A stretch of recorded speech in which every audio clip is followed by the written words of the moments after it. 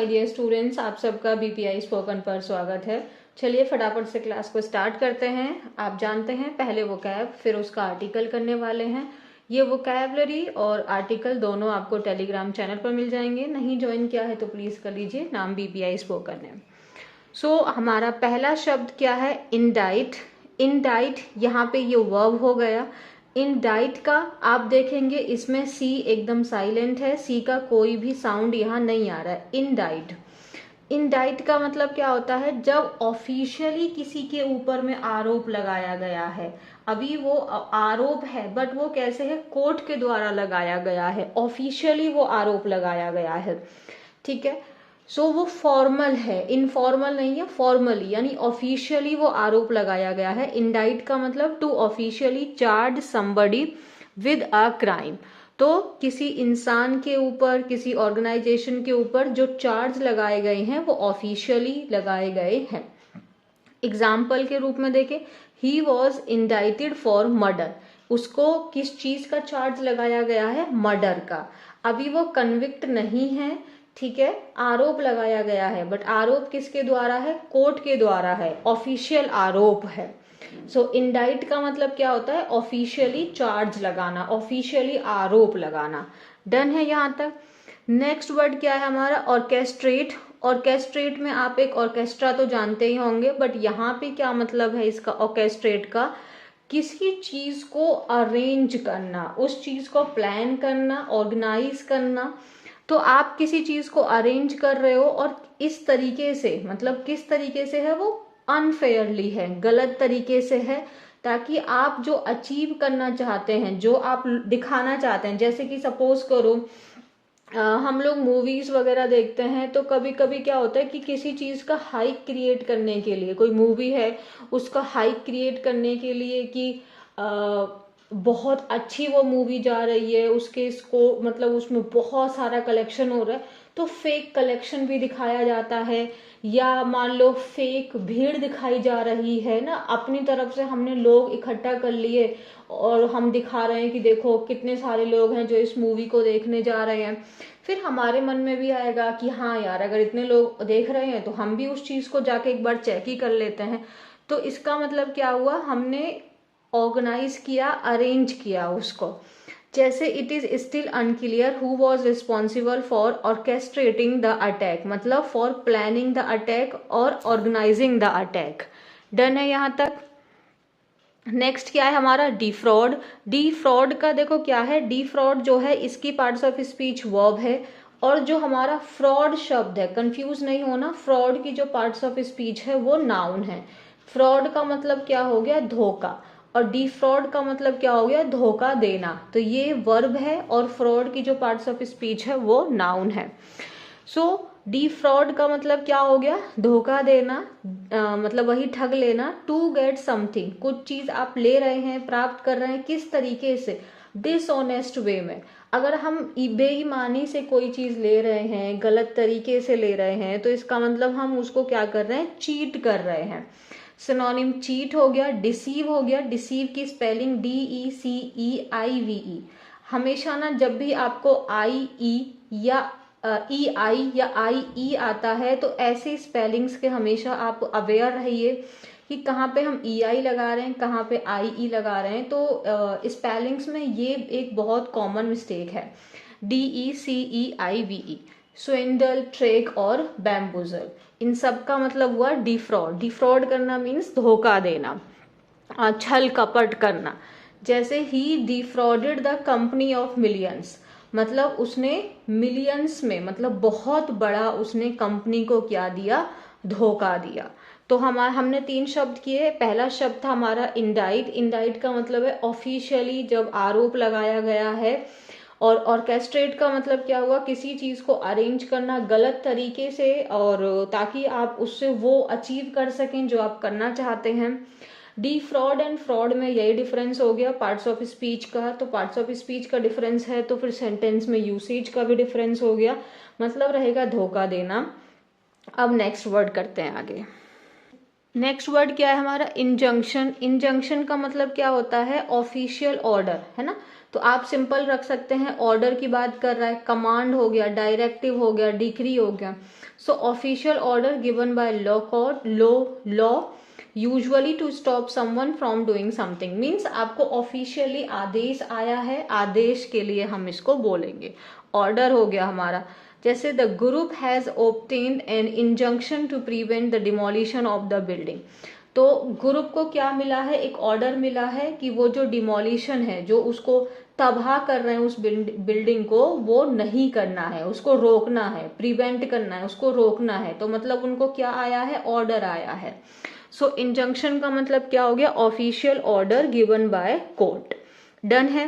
Word क्या है हमारा, मिसडिमीनर। मिसडिमीनर का मतलब ये आपका फेलिनी से डिफरेंट हो जाता है, और मिसडिमीनर का मतलब भी क्राइम है, बट वो क्राइम जो लेस सीवियर है, मीन्स वो ज्यादा सीरियस नहीं है। अगर किसी को मार दिया तो वो फेलिनी होगा, बट अगर आपने गलत जगह अपनी गाड़ी पार्क कर दी तो ये एक बहुत सीरियस ऑफेंस नहीं है, ये एक बहुत सीरियस क्राइम नहीं है।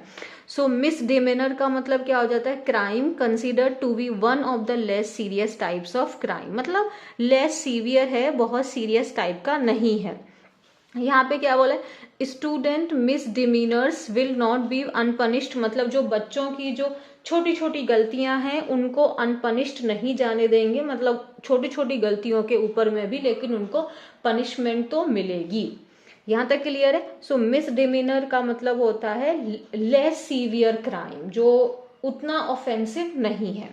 फेलिनी का मतलब होता है वेरी सीरियस। नेक्स्ट वर्ड क्या हो जाता है हमारा, मैलिफिसेंस। मैलिफिसेंस का मतलब हो जाता है गलत काम में इन्वॉल्व होना, गलत काम करना, रॉन्ग डूइंग, मिसकंडक्ट मीन्स गलत बिहेवियर है। और मैलिफिसेंस स्पेशली पब्लिक ऑफिशियल्स के लिए इस्तेमाल किया जाता है। जैसे उसके ऊपर आरोप लगा है, किस चीज का आरोप लगा है, ऑफिस में वो गलत जैसे करप्शन हो गया, तो अगर आपके जो पब्लिक ऑफिशियल्स हैं वो करप्शन में इन्वॉल्व हैं तो वो भी एक आपका एक्ट हो गया, है ना। So act of wrongdoing और misconduct specially by a public official. So उसके ऊपर किस चीज का आरोप लगा है कि वो गलत तरीके के व्यवहार, मतलब चीजों में इन्वॉल्व था। डन है। नेक्स्ट वर्ड क्या है हमारा, कॉन्ग्लोमीरेट। कॉन्ग्लोमीरेट आप जानते ही होंगे, ये कंबाइन को बनाता है, कंबाइन को शो करता है ये। So large firm made up of several different companies. So conglomerate क्या हो गया, जैसे एक बहुत बड़ी एक ऑर्गेनाइजेशन है और जिसमें छोटी छोटी ऑर्गेनाइजेशन से मिलकर वो बनी है। सो ये एक पूरा कंप्लीट बॉक्स ए हो गया, ये छोटे छोटे इसके पार्ट है, तो इस पूरे को हम क्या बोलेंगे, कॉन्ग्लोमीरेट। सो कॉन्ग्लोमीरेट क्या हो गया, large firm made up of several different companies. Next word क्या है हमारा, रिकोर्स। रिकोर्स का मतलब होता है आपका ऑप्शन है, कोई सहारा है, किसी चीज की हेल्प हो गया, ठीक है। अब वे मतलब आपका एक तरीका हो गया, वो a way of dealing with the difficult और अनप्लीजेंट सिचुएशन। रिकोर्स मतलब कोई आपका ऑप्शन, ठीक है, ऑप्शन हमारा हेल्प, वे उस काम को करने के लिए हम क्या क्या तरीके हमारे पास अवेलेबल हैं, किस तरीके से हम उस काम को कर सकते हैं, उससे बाहर निकल सकते हैं। A way of dealing with a difficult or unpleasant situation. Synonyms: option, resort, choice. आगे देखें, जैसे इसके एग्जाम्पल में देखें, a spokesman said, स्पोक्समैन ने क्या बोला है, we will now consider the further legal recourse that is available to us. तो अब जो भी तरीके हमारे पास अवेलेबल हैं लीगली, हम उन सबको कंसीडर करेंगे। ये हो गया हमारा। नेक्स्ट है हमारा अपहेल्ड। अपहेल्ड का मतलब होता है एक कोई डिसीजन है, कोई चीज है, आप उसको सपोर्ट कर रहे हैं, आप उसको एडवोकेट कर रहे हैं। So to support a decision etcetera specially when other people are against it, means मान लो बहुत सारे लोग उसके खिलाफ खड़े हैं, लेकिन आप अपने दोस्त के साथ आप अपहेल्ड हैं, मीन्स आप उसको सपोर्ट कर रहे हैं, आप उसके साथ में उसको आप एडवोकेट कर रहे हैं। नेक्स्ट वर्ड है हमारा स्टीड फास्टली। स्टीड फास्टली है, ये एडवर्ब हो गया। अगर सिर्फ स्टीड फास्ट होता तो ये आपका एडजेक्टिव होता। स्टीड फास्ट का मतलब होता है जब आप किसी चीज के प्रति वफादार हैं, एकदम आप फर्म हैं और लॉयल हैं, आप उसके प्रति आप अड़े हुए हैं, उस बात पे आप हटने वाले नहीं हैं पीछे। सो स्टीड फास्टली का मतलब वही हो गया, एकदम स्ट्रांगली, है ना, एकदम स्ट्रांग तरीके से आप नहीं हटेंगे किसी भी कीमत पे। सो आप strongly and without stopping, formally, loyally, faithfully. जैसे she was steadfastly in support of women's right, तो वो जो थी वो किस चीज को एकदम दृढ़ता के साथ में जो विमेन्स के अधिकार हैं उसके सपोर्ट में वो थी। तो यहाँ तक हमारा हो गया। आगे अब ये वोकैबुलरी कंप्लीट हुई है। अब हम लोग अपने आर्टिकल को रीड करने वाले हैं। Now let's read the article. Article में आप जैसे देख सकते हैं गौतम अडानी, और आप जानते ही होंगे अडानी ग्रुप को लेके काफी सारी चीजें चल रही हैं। So Gautam Adani indicted in US over charges of bribery, securities, fraud. So जो आपके गौतम अडानी हैं उनके ऊपर ऑफिशियली ये एक आरोप लगाया गया है यूएस में, किस चीज को लेके कि उनके ऊपर क्या चीज के चार्जेस हैं, ब्राइबरी के, है ना, रिश्वत के, और सिक्योरिटीज फ्रॉड के। मतलब जो आपके सिक्योरिटीज हैं, जो स्टॉक हैं, उस चीज को लेके उन्होंने वहां पे गड़बड़ी की है, उसमें फ्रॉड किया है, उस चीज को लेकर उनके ऊपर में क्या है, आरोप लगा है ऑफिशियली। जैसे हमारे यहाँ चार्जशीट होती है उस तरीके से ये यूएस में जनरली यूज किया जाता है। So Gautam Adani indicted in US over charges of bribery, securities, fraud. So Gautam Adani के ऊपर में क्या है, यूएस में चार्जेस लगाए गए हैं, उनके ऊपर में चार्जशीट फाइल हुई है। ब्राइब बहुत सारे 5 पॉइंट्स हैं, 5 केसेस के 5 मुद्दे हैं जिनके ऊपर उनको चार्ज किया है। सो लेट्स सी क्या क्या दिया गया है। जैसे आप देख सकते हैं 5 काउंट क्रिमिनल इंडाइटमेंट इशूड, तो मतलब 5 काउंट क्रिमिनल इंडाइटमेंट जिसमें अलग अलग चार्जेस हैं, जैसे कि आपके $250 मिलियन की ब्राइब्स इंडियन गवर्नमेंट ऑफिशियल्स को देने को लेकर। इतनी बड़ी ब्राइब किस लिए दी जा रही थी, ताकि वो सिक्योर कर सकें सोलर एनर्जी कॉन्ट्रैक्ट्स को। इस चीज के लिए सोलर एनर्जी कॉन्ट्रैक्ट्स को सिक्योर्ड कर सकें, ठीक है, जो आपके इलेक्ट्रिसिटी वाला है उसको अगर वो उनको मिल जाए, वो डील उनको मिले, उसके लिए वो गवर्नमेंट ऑफिशियल्स को $250 मिलियन उनको ब्राइब दे रहे थे, घूस दे रहे थे। इस चीज के ऊपर उनके ऊपर चार्ज लगे हैं। किस चीज की कॉन्स्पिरेसी मतलब साजिश रच रहे थे वो सिक्योरिटीज में फ्रॉड करने की। ये क्या है अभी हम देखेंगे। आपका और क्या है, मल्टी $billion स्कीम, क्या चीज उन्होंने ऑर्गेनाइज की वो ऑर्केस्ट्रिंग का मतलब क्या होता है, ऑर्गेनाइज करना, अरेंज करना, कि वो जो यूएस के जो इन्वेस्टर्स हैं उनको डिफ्रॉड कर सकें, मतलब उनके ऊपर ट्रिक कर सकें, उनको चीट कर सकें। अडानी ग्रुप ने सारे के सारे जो एलिगेशंस हैं उनको डिनाई किया है, उनको खारिज किया है कि ये सब चीजें गलत है।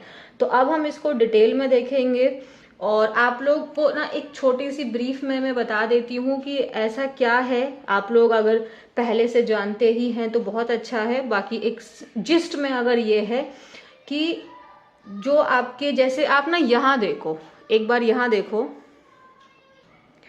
जैसे जगन, ये आपके कहाँ के हैं सीएम, जैसे ये आपके आंध्र प्रदेश के हैं ना, हाँ, तो ये आंध्र प्रदेश के आपके फॉर्मर सीएम हैं। इनके ऑफिशियल्स को कितना पैसा दिया गया है ऐसा ब्राइब, 1750 करोड़। ये किस लिए दिया गया है कि आपको ये ब्राइब दिया गया है और आप हमसे इलेक्ट्रिसिटी बाय कीजिए। तो अडानी ग्रुप से ऐसा उनके ऊपर आरोप लगा है कि अडानी ग्रुप ने कितना अराउंड 1750 करोड़ ब्राइब के रूप में दिया है फॉर्मर आंध्र प्रदेश के चीफ मिनिस्टर वाईएस जगनमोहन रेड्डी को एंड अदर ऑफिशियल्स को, ताकि वो उनसे पावर परचेज करें। ऐसा यूएस के सिक्योरिटी एंड एक्सचेंज ने कमीशन ने बोला है। इसी बात के ऊपर उनके ऊपर चार्जेस लगे हैं, ठीक है।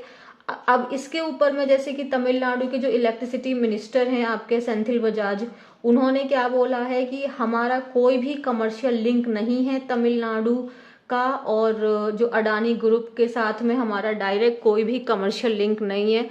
तो इन्होंने एक्चुअली क्या है कि जो अडानी ग्रीन है वो जो आपकी इलेक्ट्रिसिटी जो वो प्रोड्यूस कर रहे हैं उसको ये स्टेट बाय करें, ठीक है। अब ये जब उनको बाय नहीं कर रहे तो इन्होंने ब्राइब दी है कि आपको हम ये ब्राइब मतलब क्या हो गया, रिश्वत हो गई कि आप हम आपको दे रहे हैं, बाकी आप हमारा काम कर दीजिए। तो इस चीज के ऊपर चार्जेस हैं। अब आप सोचेंगे कि ये सारा इंडिया का मामला है तो फिर ये यूएस ऐसा क्यों कर रहा है। इसमें एक और कंपनी है जो आपकी मॉरिशियस की कंपनी है, एक आपकी अडानी कंपनी है और एक मॉरिशियस की कंपनी है, ठीक है। इन दोनों कंपनी के साथ में ये दोनों मिलके ये काम कर रहे थे, लेकिन मॉरिशस की कंपनी हटती चली गई। इसने अपने दो बड़े बड़े प्रोजेक्ट्स छोड़ दिए।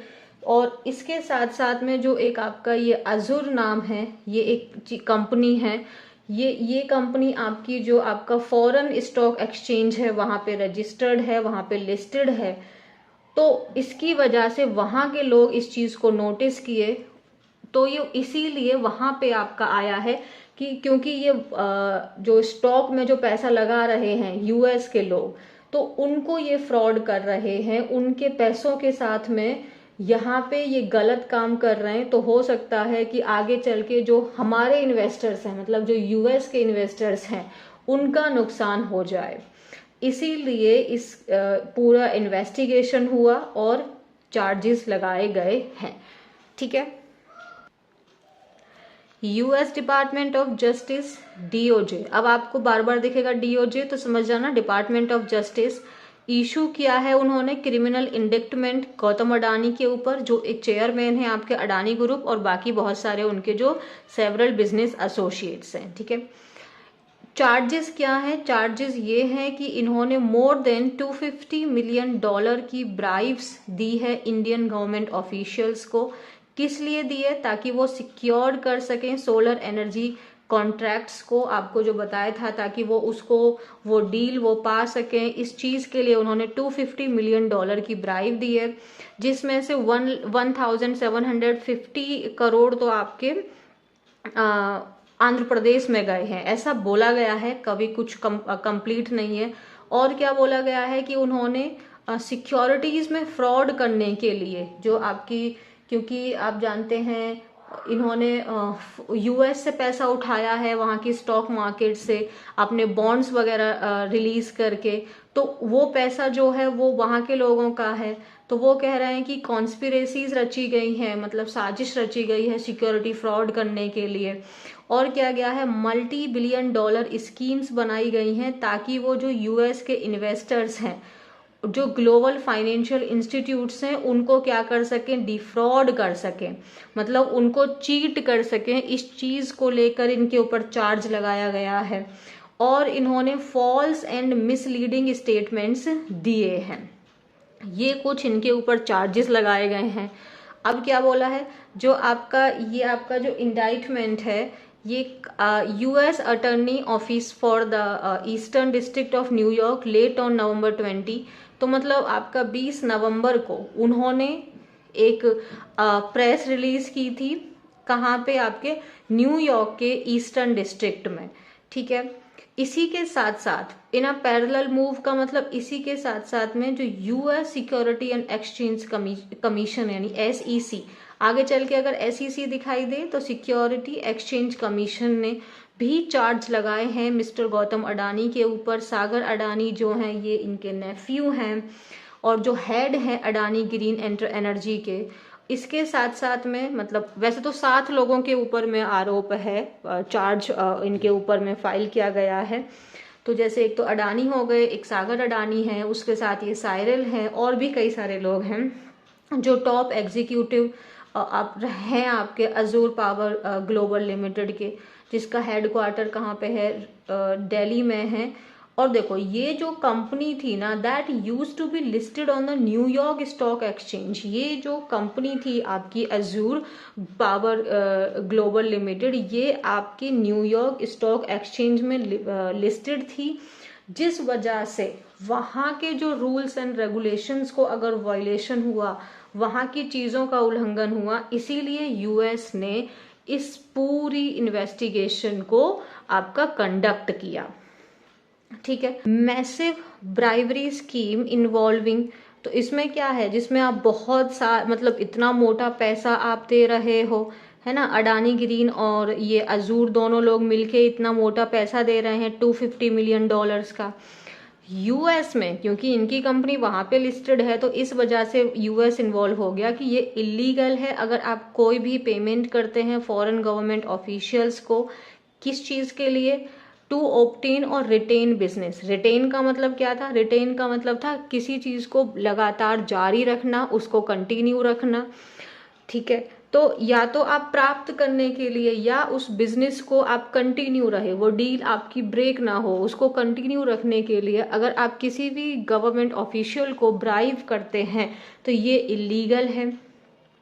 अगर आप मार्केट से पैसा उठाते हैं, ठीक है, जैसे हम लोग अपने आईपीओ वगैरह निकालते हैं, जो आप जानते हैं स्टॉक्स हो गए आपके, बॉन्ड्स हो गए आपके, अगर इस थ्रू आप मिसलीड करके इन्वेस्टर से पैसा निकालते हैं तो डेफिनेटली ये तो इलीगल है ही। So raising money by misleading आपके investors about corporate governance decision and hiding the authorisation of bribery practice in company report. और इसके साथ साथ में जो पैसा दिया जा रहा है उसको आप कंपनी रिपोर्ट में भी आप उसको शो नहीं कर रहे हो, ठीक है, ये भी ऑफेंस है। अब जो आपका डिपार्टमेंट ऑफ जस्टिस का जो ये आपका इंडाइटमेंट है, ये किस चीज़ को, ये क्या कंसीडर्ड है कि ये क्रिमिनल केस है, और जो आपका सिक्योरिटी एक्सचेंज कमीशन है ये एक सिविल कंप्लेंट है। अगर ये दोनों चीज़ें साबित हो जाती हैं, अगर ये अभी तो साबित नहीं हुई हैं, अभी तो जस्ट ये एलिगेशन है, अभी तो ये प्रूफ नहीं हुआ है, बट अगर ये प्रूफ हो जाता है तो ये लोगों ने क्या डिमांड की है? Permanent injunction. इंजंक्शन का मतलब क्या हो जाता है? ऑर्डर, है ना, नॉर्मली देखें तो ऑर्डर, बट परमानेंट इंजंक्शन का मतलब क्या हो जाएगा? आप हमेशा के लिए उस चीज को बंद करना होगा, प्रतिबंध लगाना होगा, उसको खत्म करना होगा। सिविल पेनल्टी का मतलब हो जाता है आपको मॉनेटरी, आपको जैसे पैसे के रूप में आपके ऊपर फाइन लगाया जाएगा, और आपके ऊपर में आप किसी भी कंपनी के ऑफिसर या डायरेक्टर के रूप में आप नहीं रह सकते हैं। ठीक है, जो आपकी सिक्योरिटी एक्सचेंज कमीशन का जो कंप्लेंट्स हैं ये आपके यूएस डिस्ट्रिक्ट कोर्ट फॉर आपके ईस्टर्न डिस्ट्रिक्ट ऑफ न्यूयॉर्क में फाइल की गई थी। इसी बात के ऊपर में आगे रिएक्ट करते हुए जो आपके अडानी ग्रीन एनर्जी लिमिटेड है, उन्होंने थर्सडे को क्या किया, आज तो फ्राइडे है, यानी कल ही उन्होंने उनका जो वो $600 मिलियन का जो बॉन्ड इशू उन्होंने किया था उसको विड्रॉ कर लिया, मींस उसको वापस ले लिया। सो जो अडानी ग्रीन एनर्जी लिमिटेड है उन्होंने थर्सडे को यानी कल ही जो उन्होंने $600 मिलियन का जो बॉन्ड इशू किया था उसको विड्रॉ कर लिया, उसको वापस ले लिया। अब आप जानते ही होंगे जो हमारे ग्रुप जो आपके स्टॉक मार्केट है, जो स्टॉक्स हैं उसमें बहुत ज़्यादा गिरावट आई है, आपके अडानी ग्रुप्स के जितने भी स्टॉक्स हैं, और इवन बॉन्ड्स में भी गिरावट आई है। ये एक इशू है। जो जैसे कि shares of Adani group companies, उन्होंने ऑलमोस्ट $27 बिलियन मार्केट वैल्यू में उनका लॉस हुआ है ना, इन द डोमेस्टिक मार्केट, जिसकी वजह से 23% डिक्लाइन आ गया in its flagship Adani enterprise. Flagship का मतलब क्या होता है? फ्लैगशिप का मतलब होता है कोई जैसे आपकी एक ऑर्गेनाइजेशन है उसका सबसे बेहतरीन प्रोडक्ट, उसको फ्लैगशिप कहते हैं। एंड ये जो था, ये जो गिरावट आई है, ये बहुत बड़ी गिरावट आई है उनकी शेयर वैल्यू में फरवरी 23 के बाद में, है ना। फरवरी 23 में ऐसा क्यों हुआ था? क्योंकि उस समय भी उनके ऊपर आरोप लगे थे। किसके द्वारा आरोप लगे थे? आपके आरोप लगे थे हिंडनबर्ग रिसर्च के द्वारा। ये भी यूएस बेस्ड आपकी हिंडनबर्ग रिसर्च है, उस समय इनके ऊपर बहुत सारे आरोप लगे थे, तब भी इनका स्टॉक्स गिर गए थे, लेकिन बाद में फिर बहुत अच्छे से ऊपर राइज हुए थे। ठीक है, क्योंकि तब उन्होंने आरोप किया था मिसडिमीनर मतलब ये गलत एक्टिविटीज में इन्वॉल्व हैं। ठीक है, और इनके जो ऑफिशियल्स हैं वो गलत एक्टिविटीज में इन्वॉल्व हैं, ऐसा आपके यूएस बेस्ड हिंडनबर्ग रिसर्च ने बोला था, जिसकी वजह से उस फरवरी 23 में स्टॉक्स गिरे थे। और उसके बाद में सबसे डीपेस्ट यानी स्टीपेस्ट ड्रॉप अभी आया है। ठीक है, अडानी ग्रुप ने इन सारे एलिगेशंस को डिनाई कर दिया है, खारिज कर दिया है, और क्या बोला है इनको, ये बेसलेस है, इनका कोई भी आधार नहीं है। तो देखते हैं इनके स्पोक्स पर्सन ने क्या स्टेटमेंट दी है। तो उन्होंने अपनी स्टेटमेंट में क्या बोला है, spokes person for the conglomerate, मतलब जो बाकी जो इतनी सारी जो इनकी एक फर्म, इसमें जो बहुत सारी जो कंपनीज हैं उसकी तरफ से उनके जो स्पोक्स पर्सन ने क्या बोला है, as stated by US department of justice itself, जो चीज आपके यूएस डिपार्टमेंट ऑफ जस्टिस ने खुद बोला है कि ये जो चार्जेस हैं ये क्या है, सिर्फ एक एलिगेशन है, मतलब जो उन्होंने इंडिक्ट में आपका जो ये निकाला है चार्जशीट, वो अभी सिर्फ एलिगेशंस हैं, वो प्रूफ नहीं हुए हैं। ठीक है, और जो डिफेंडेंट कौन होता है, जो डिफेंड कर रहा है, तो जिसके ऊपर आरोप लगा है वो आपका डिफेंडेंट कहलाता है, और जिसने आरोप लगाया वो आपका प्रोसिक्यूटर होता है। सो डिफेंडेंट कौन है इस केस में, आपके डिफेंडेंट कौन है, अडानी ग्रुप्स। ठीक है, और डिफेंडेंट को हम मान के चलते हैं, प्रिज्यूम करके चलते हैं कि वो इनोसेंट है जब तक, कब तक, अनलेस एंड अनटिल, कब तक, जब तक उसको गिल्टी नहीं साबित हो जाता है। तो जब तक वो गिल्टी साबित नहीं हो जाता है तब तक वो इनोसेंट है, ऐसा कोर्ट ने खुद बोला है। ठीक है, उसके साथ उन्होंने और क्या बोला है, all possible legal resource will be sought, तो जितने भी पॉसिबल लीगल हेल्प है, ऑप्शंस हैं, वो सब ली जाएंगी। सॉर्ट जो है ये सीक का सेकंड फॉर्म हो गया है ना, ये तो V3 हो गया ना, विल बी हो गया, तो ये V3 हो गया, सेंटेंस पैसिव में है। उसके साथ क्या बोला है, जो अडानी ग्रुप है वो हमेशा से उसने सपोर्ट किया है, और वो एकदम फर्मली इस बात को लेके कमिटेड है, किसको लेके, कि जो उसकी गवर्नेंस, ट्रांसपेरेंसी और regularity compliance across all jurisdiction of its operations, मतलब जो भी कुछ काम वो कर रहे हैं उसके जो स्टैंडर्ड्स हैं, उसकी जो ट्रांसपेरेंसी है, उन सब चीज़ों को लेके वो एकदम हमेशा से उस चीज़ को उन्होंने सपोर्ट किया है, एकदम क्लियर वो उस चीज़ में रहे हैं। और भी इसमें दिया गया है, एक और आर्टिकल है, मैं वो भी आपको टेलीग्राम पे भेज दूंगी, अगर आपका और रीड करने का मन करे तो उस आर्टिकल को भी आप रीड कर लेना। ठीक है, thank you so much. Video पसंद आई हो तो वीडियो को लाइक, चैनल को सब्सक्राइब और शेयर करना बिल्कुल भी ना भूलें। Thank you so much. I love you all.